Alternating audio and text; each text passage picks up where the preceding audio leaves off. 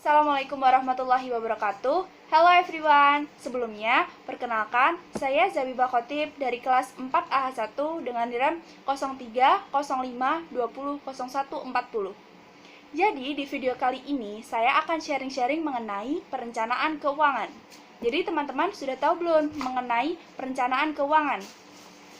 Sebelum menginjak pada pengertian perencanaan keuangan, saya akan membacakan mengenai table of contents pada materi kali ini, yaitu yang pertama adalah definisi, yang kedua tujuan, fungsi, dan manfaat, yang ketiga perencanaan keuangan, yang keempat langkah-langkah membuat perencanaan keuangan, dan yang terakhir adalah pengendalian keuangan.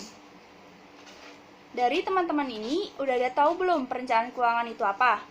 Jadi, perencanaan keuangan itu adalah sebuah proses evaluasi komprehensif dari pemasukan individu saat ini dan keadaan keuangan di masa depannya, dengan menggunakan variabel-variabel yang sudah diketahui untuk memprediksi pendapatan masa depan, nilai aset, dan rencana penarikannya.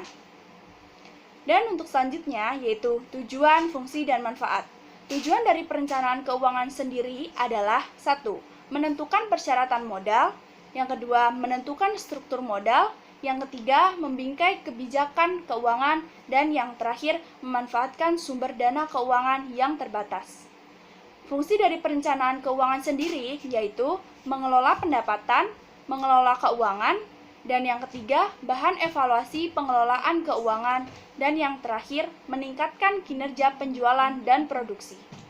Nah, manfaat dari perencanaan keuangan sendiri adalah yang pertama, alokasi anggaran tepat, kedua, tujuan keuangan perusahaan yang jelas, ketiga, pengurangan biaya pengeluaran, keempat, manajemen krisis, dan yang kelima, penggalangan dana yang lancar, dan yang terakhir adalah transparan dengan staf dan investor.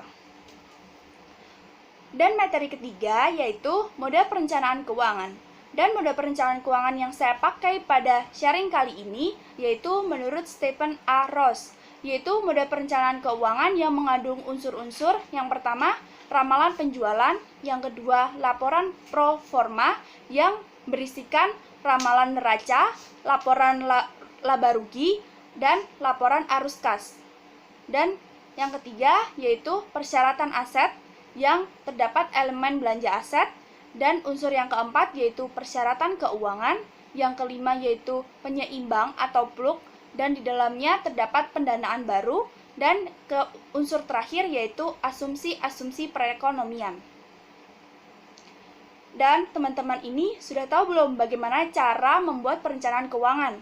Jadi, proses perencanaan keuangan atau perencanaan finansial yang pertama, menilai kondisi finansial, yang kedua, membuat anggaran, ketiga, menetapkan tujuan finansial itu sendiri, yang keempat, ketahui dulu profil resiko dalam usaha tersebut, yang kelima, membuat rencana finansial, dan yang terakhir adalah tinjau dan sesuaikan rencana finansial dalam usaha teman-teman semua.